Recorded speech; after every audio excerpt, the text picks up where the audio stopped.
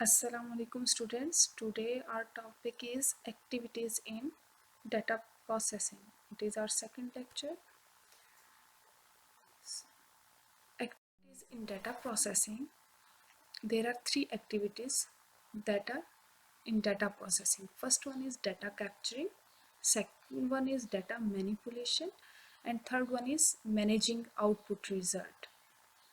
So we will discuss these three activities one by one. First one is data capturing. Data capturing क्या है? The process of recording the data in some form is called data capturing. कि किसी भी data को आप record करते हो किसी भी फॉर्म में, that is called data capturing. Data is captured before it can be processed. Data को प्रोसेस करने से पहले कैप्चर किया जाता है, यानी कि आपके पास डाटा होगा तो ही प्रोसेस होगा.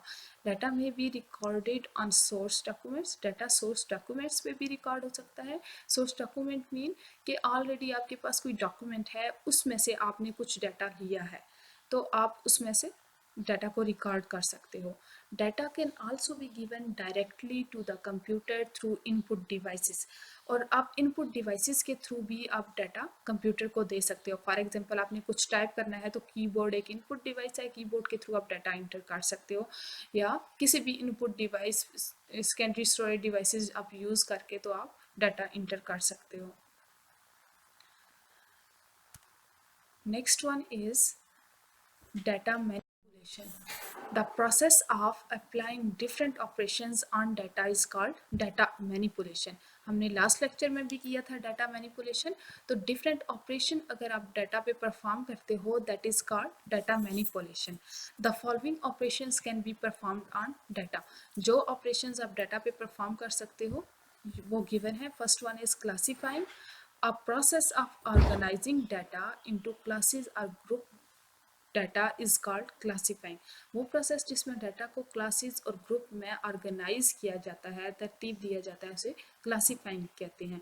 यानी कि अगर कुछ डाटा है उनकी उसकी प्रॉपर्टीज सेम है तो उसको आप एक ग्रुप में रख लो, और जिस डाटा की प्रॉपर्टीज सेम है उसको दूसरे ग्रुप में रख लो. For example the data in a college can be classified into groups. अगर कॉलेज का डाटा है वो टीचर्स का भी होगा और स्टूडेंट्स का भी होगा. अब जितने भी स्टूडेंट्स हैं उनका डाटा एक ग्रुप में रखा जाएगा और जितने भी टीचर्स हैं उनका डाटा सेकेंड ग्रुप में रखा जाएगा. द डाटा ऑफ स्टूडेंट्स में be in one group and of teachers में be in second group. Next one is calculation. A process of applying arithmetic operations on data is called calculation. वो process जिसमें data पे arithmetic operation perform किए जाते हैं या apply किए जाते हैं उसे कैलकुलेशन बोलेंगे. तो अरिथमेटिक ऑपरेशन कौन कौन से हैं? एडिशन, सब्ट्रैक्शन, मल्टीप्लिकेशन और डिवीजन है. और नेक्स्ट इसमें है सॉर्टिंग.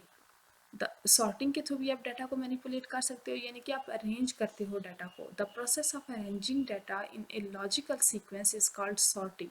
लॉजिकल सीक्वेंस में आप डाटा को अरेंज करते हो. The data can be sorted numerically और अल्फ़ाबेटिकली. आप डाटा को न्यूमेरिकली भी सॉर्ट कर सकते हो और फिर अल्फ़ाबेटिकली भी कर सकते हो. न्यूमेरिकली मीन अगर नंबर्स की फॉर्म में करना चाहो, और अल्फ़ाबेटिकली मीन यानी कि फॉर एग्जांपल अगर आपका डाटा है वोकैबुलरी है, ठीक है, तो आपने उसको अरेंज करना है. कैसे करोगे? अगर आप अल्फ़ाबेटिकली करना चाहो तो जितने भी वर्ड्स ए लेटर से स्टार्ट हो रहे हैं वो फर्स्ट में आ जाएंगे, फिर जो बी लेटर से स्टार्ट होंगे फिर नेक्स्ट, फिर सी वाले आ जाएंगे एंड सो ऑन जेड तक ऐसे होगा.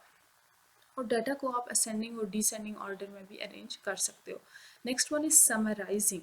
The process of reducing a large amount of data in a more concise and usable form is called summarising.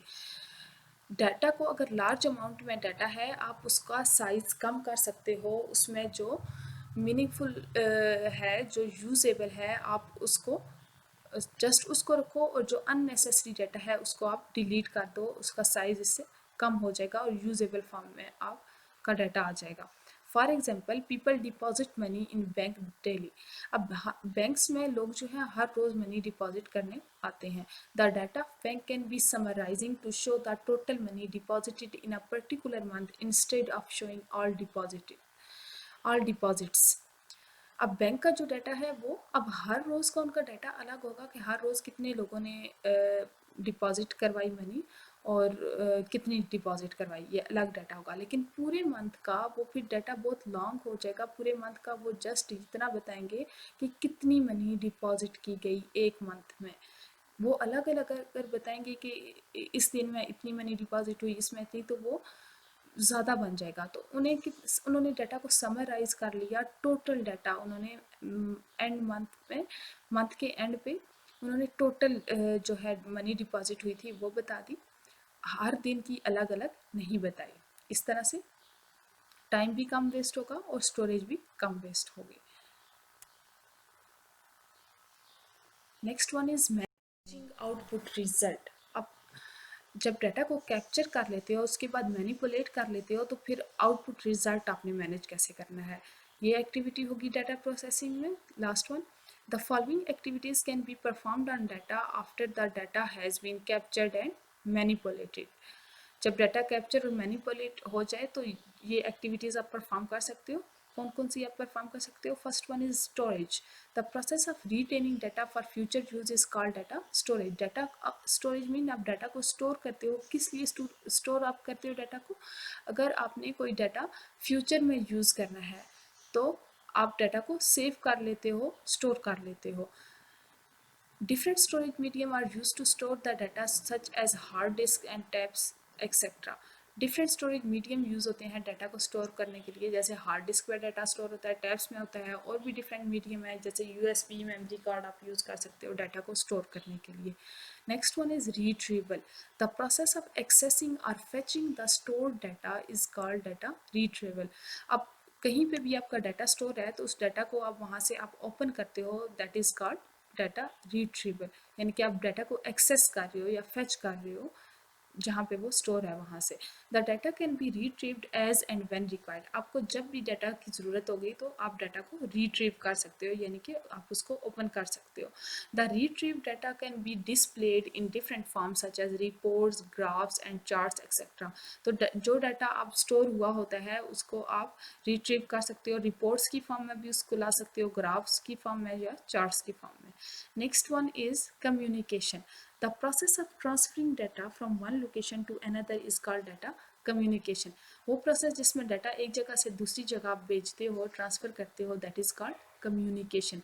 The data may be transfer to different locations for further processing. अगर आपने data पे और जो आपने store किया हुआ है उस पर और प्रोसेस करना चाह रहे हो तो आप उसको डिफरेंट लोकेशन पे भी सेंड कर सकते हो फर्दर प्रोसेसिंग के लिए। For example, the result can be send to the students via email. इसी एग्जाम्पल है कि अगर स्टूडेंट्स का रिजल्ट है उस वो भी एक डाटा है, पेपर चेक हुए, उसके मार्क्स लगे, मार्क्स क्या है, एक डाटा है। फिर वो डाटा हर स्टूडेंट्स को ईमेल के थ्रू उसका रिजल्ट सेंड किया गया है, तो वो क्या है, कम्युनिकेशन है कि आपने कम्युनिकेट किया वो data after processing. Next one is and the sub topic of managing output result, that is reproduction. The process of copying or duplicating data is called reproduction of data. Data को copy करना और उस या duplicate form में उसको send करना, use करना, that is called reproduction. Data can B reproduced if different users need data at different location. Data क्यों रिप्रोड्यूस किया जाता है, दोबारा से उसको कॉपी किया जाता है या डुप्लीकेट किया जाता है? आपके पास उसकी ओरिजिनल कॉपी है और डिफरेंट यूजर्स को अपने डाटा सेंड करना है, डिफरेंट लोकेशन पे सेंड करना है, तो डाटा को रिप्रोड्यूस किया जाता है। जैसे पिछले सब टॉपिक में हमने एग्जांपल की स्टूडेंट्स के रिज़ल्ट की, तो अगर स्टूडेंट्स के रिज़ल्ट उनको सेंड किया जाए ईमेल के थ्रू तो अब उसकी ओरिजिनल कॉपी तो आपके पास होगी, लेकिन आप वो सारा जो भी डाटा है उसके रिज़ल्ट का वो कॉपी करके आगे आप स्टूडेंट्स को सेंड कर रहे हो, मीन्स वो रिप्रोडक्शन का प्रोसेस हो रहा है। तो ये था आज का हमारा lecture, activities involving data processing. Next lecture में इंशाल्लाह हम डाटा बेसिक्स से रिलेटेड जो टॉपिक्स रह गए हैं वो कवर करेंगे। Thank you.